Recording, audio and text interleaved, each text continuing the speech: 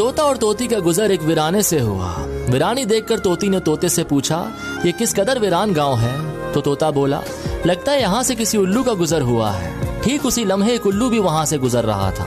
तो उसने तोते की बात सुन ली और वहां रुककर उनसे मुखातिब होकर बोला, तुम लोग इस गांव में मुसाफिर लगते हो, आज रात तुम लोग मेरे मेहमान बन जाओ, मेरे साथ खाना खाओ। उल्लू की मोहब्बत भरी दावत से तोता और तोती इनकार न कर सके और इन्होंने उसकी दावत को कबूल कर लिया।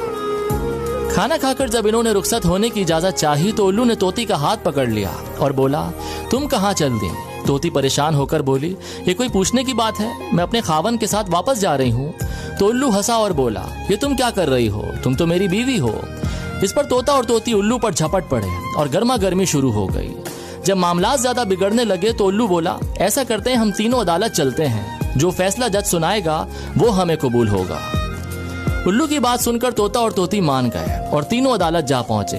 जज ने दलाइल की रोशनी में उल्लू के हक में फैसला देकर अदालत को बर्खास्त कर दिया। तोता इस बेइंसाफी पर रोता हुआ चल दिया तो उल्लू ने आवाज दी, भाई अकेले कहाँ जाते हो, अपनी बीवी को तो साथ लेते जाओ।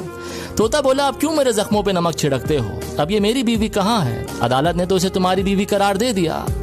तो उल्लू की आंखों में आंसू आ गए और बोला, ये मेरी बीवी नहीं, तुम्हारी ही बीवी है।